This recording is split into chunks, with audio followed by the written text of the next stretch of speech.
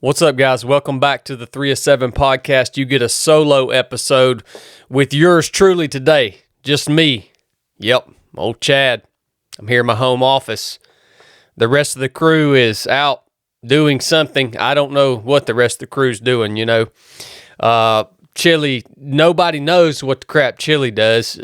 Blake's probably piddling around on QuickBooks or something, and I'm sitting here recording a podcast for you guys because I'm not going to be around next week. We're not going to be together next Wednesday doing Team PT as usual. We got a little thing that came up in our schedule. When you guys, or while you guys, if you're listening to this shortly after it releases on the podcast interwebs, while you're listening to this, I am probably going to be, Lord willing, about 2.5 days deep into a 250-mile foot race called the Cocodona. I don't know how the crap you call it. Cocodona 250 out in Arizona. This will be the longest distance by far that I have ever attempted to run. I'm really looking forward to a new challenge. There's been tons of questions that people have asked me about this and how you're going to sleep and how you're going to do this and how, what this and that. And, really, to be honest with you, I don't know. I've never ran 250 miles before. So, especially in the high desert wilderness of Arizona. Went to Arizona one time for about 24 hours to do a speaking thing for Turning Point USA. Yeah, I don't know if y'all remember that when I got on stage with my little running shorts on and everybody had a fit about it. That was pretty cool. But anyways, we're going back to do this race. It traverses most of the state from south to north, starting just above Phoenix and going and finishing up in Flagstaff. And so I want to talk to you guys about a few things that are, I guess, have been on my mind, or things that might help you out if you have a big challenge coming up, or maybe you've kicked around the idea of doing some, epic thing like this hopefully turns out to be, but maybe you feel overwhelmed and you don't know where to start.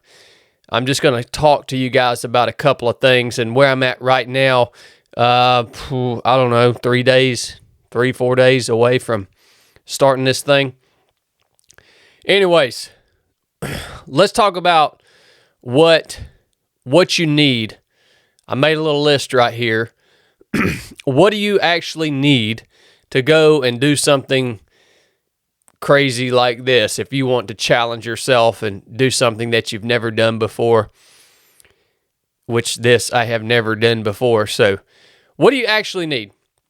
What really matters? What has mattered to me? All right, starting with number one, the first thing that you need. I've got all these boxes checked. What do you actually need? You need a healthy body. All right, you need a healthy body. That's the first thing you need. Sounds pretty simple, right? But a lot of us are walking around with all these nagging,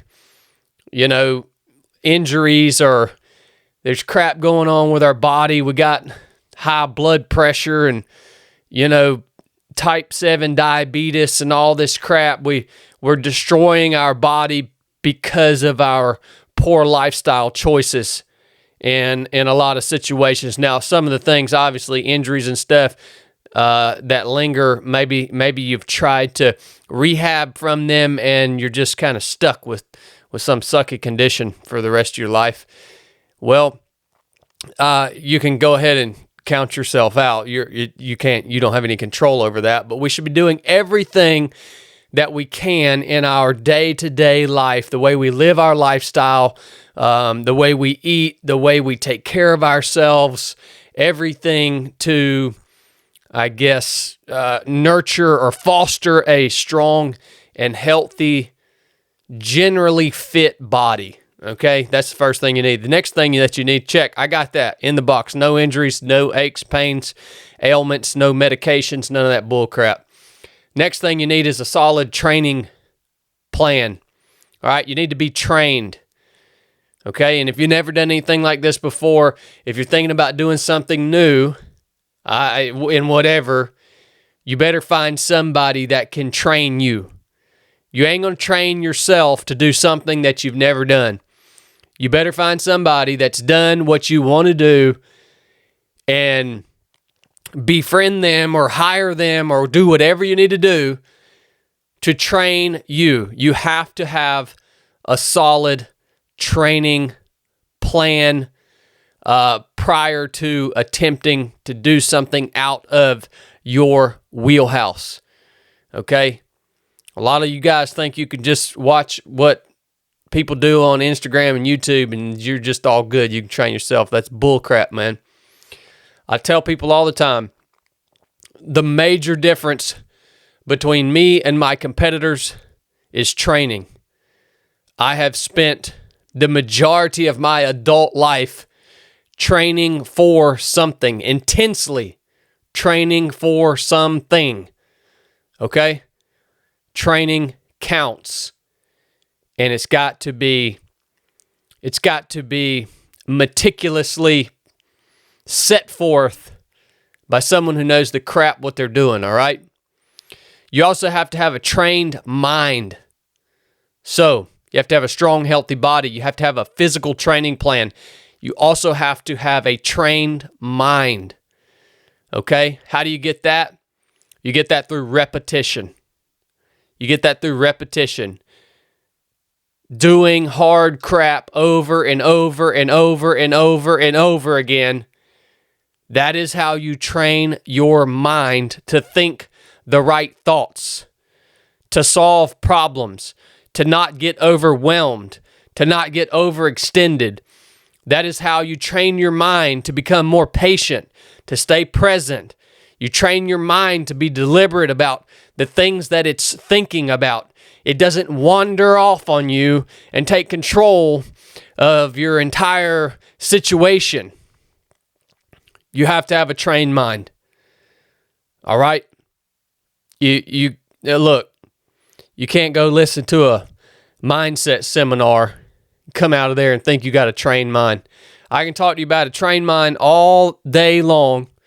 You ain't going to grasp it until you come train with me or somebody that's better than you or somebody who's qualified to take you to some new limit that you've never experienced. And you might suck, you might fail, but you're going to learn some things about what you either did right or what you did wrong, what worked and what didn't work. Check. My mind is trained. You have to have a solid nutrition plan for race day. All right. Now, this is specifically to ultra running. You have to know what you can eat while you're out there, while I'll be out there running 250 miles. Obviously, this is going to take me a couple of days to do it. This isn't a stage race or like this. This isn't some kind of race where you like run for a little while and stop and sleep. No, it takes a couple of days to do it because it simply takes a couple of days to run 250 miles even if you don't stop. You have to have it figured out what you can eat, what you're going to fuel your body with, what agrees with you or your stomach when you're out doing stuff like this. These long races eventually become an eating contest. If you don't eat, you don't move. If you've ever came out and trained with me at the basic course, you probably are likely one of the people who learned this lesson the only way you can learn it. And the lesson is if you don't eat and you don't eat the right things, you don't move. Period. You have no other choice. It's kind of like if you don't put good fuel in your vehicle, it will not go. Your body's the exact same way. How do you figure out what you eat on these crazy long runs? What works for you? You figure that out in training. You figure that out. You eat this stuff when you're out running and you see how your stomach reacts to it. And it takes usually a couple years to get it dialed in. So, check. I have my race day nutrition dialed in. Have had it dialed in for a long, long time now. Nothing's changed. Next thing you need to have your gear figured out. All right? This particular race that we're running in Arizona starts off in 100+ degree heat just north of Phoenix. And as we go north, we get into temperatures that are potentially below freezing, snow on the course, very remote trail at altitude, fully exposed. You have to have your gear dialed in. You have to know what layers that you need to have or not have, depending on the heat, the cold. You have to know how to be prepared for things like snow, wind, rain, all of this sun exposure. You have to have gear that's going to take you through those environments safely. You have to know how to use the gear properly. All right? You have to have it dialed in. You know why you have to have it dialed in? Because you think that you're going out here to run a 250-mile race. If you're up on a mountain somewhere in the middle of the high desert of Arizona at nighttime and you fall and break your dang femur, well, if you don't have your gear dialed in, if you don't have the gear that you need, and it's below freezing, you'll lay there and freeze to death. Stop thinking that people are going to come and save you in life. You got to get it dialed in. That's why, dude, okay. Gear's dialed in, man. My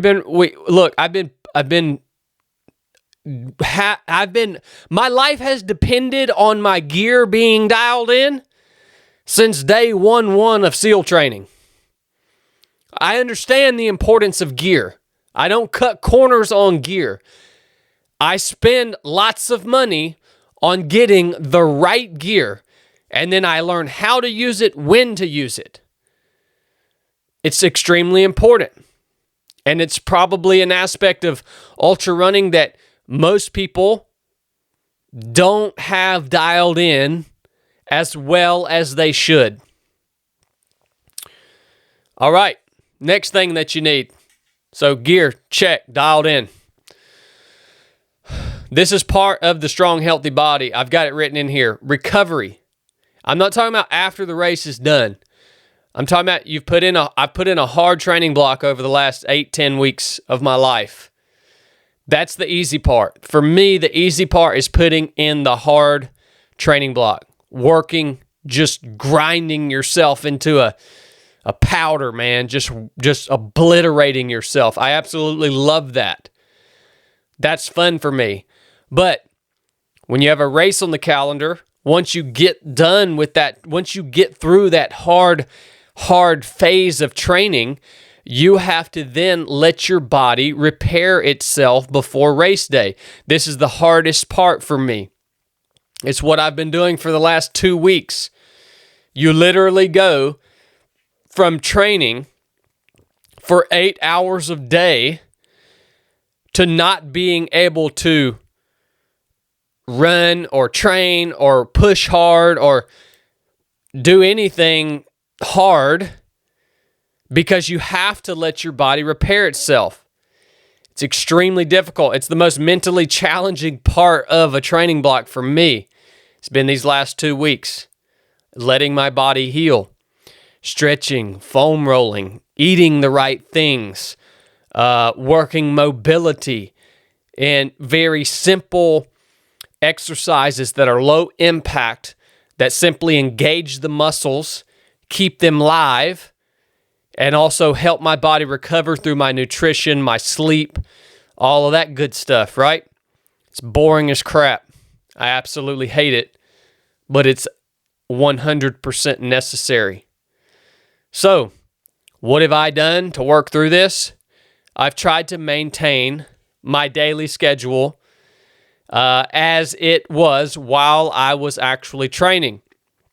So, all of those recovery activities, what have I been doing? Well, the time that I would usually be training, so let's say in the mornings, a 3-hour run in the morning, I will go to the gym and stretch and foam roll and work with some bands with my hips and maybe get on the spin bike for a little while, nice and easy. And I'll spend the 3 hours in the gym doing that.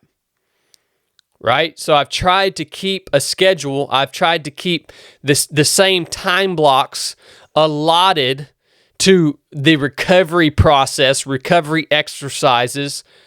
I've tried to keep those time blocks filled with that recovery stuff instead of just being here at the house and being like, well, crap, I got all my work done today. You know, there's nothing that I need to do for work, and I can't run.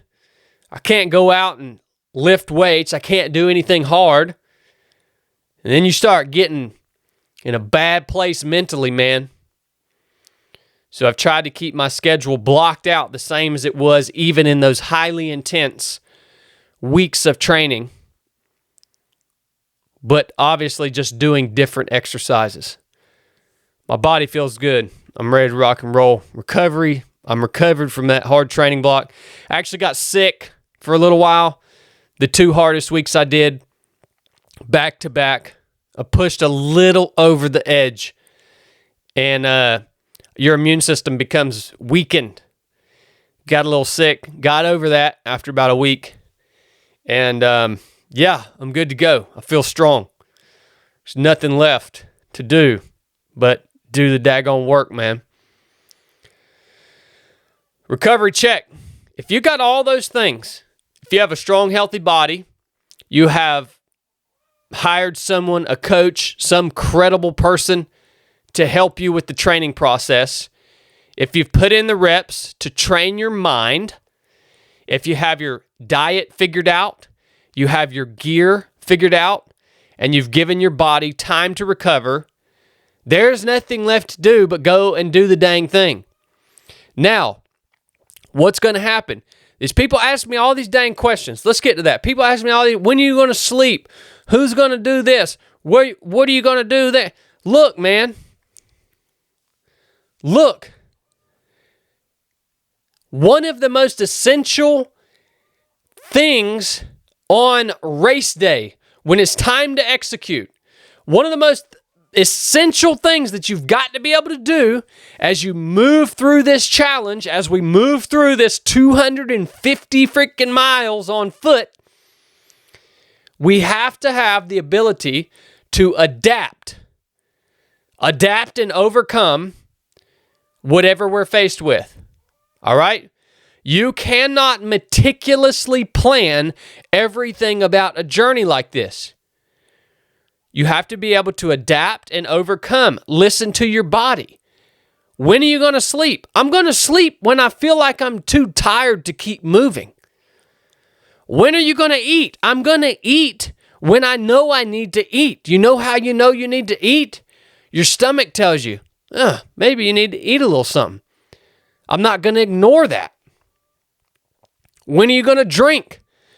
You're going to drink when you need to daggone drink. You're not going to ignore that. What are you going to do if you get a big blister on your foot?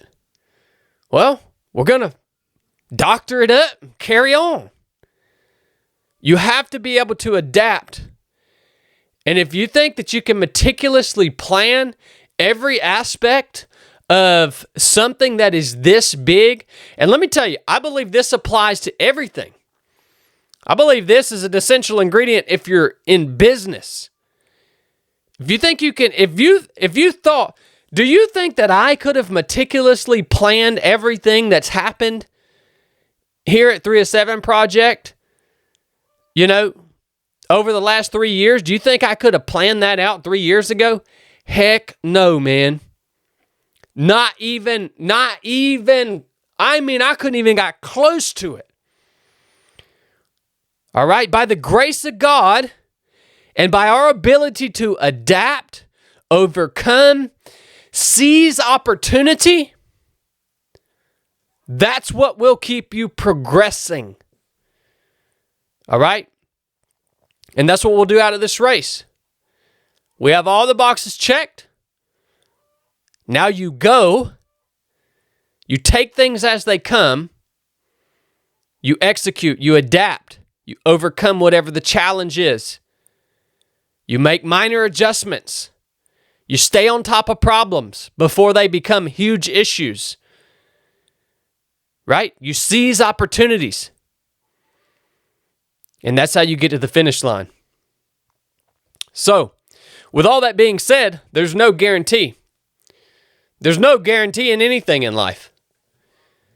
You guys know, I've told you 100 times, what does it mean to take quitting off the table?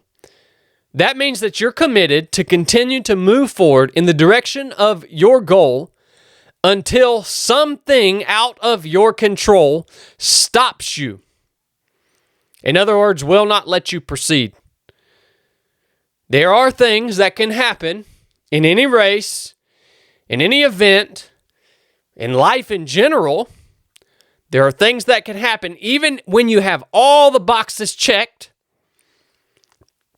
Everything that you're in control of has been dialed in. All those things, your mind, your body, your food, your gear, all those things are dialed in. There are still things that can completely take you out. All right? And those things can be completely out of your control. Learn to live with that, man. Learn to live with it. If one of those things takes you out, is what it is, man. No shame in that. So, I pray that Jesus is glorified as we go out and push and use our bodies to do amazing things. I'm looking forward to sharing the story with you guys on the backside of this event. We'll be talking soon. I think you guys can track this thing on online, and they do live coverage and stuff. If you want to see where I'm at, just Google the race. Love you guys. Nuff said.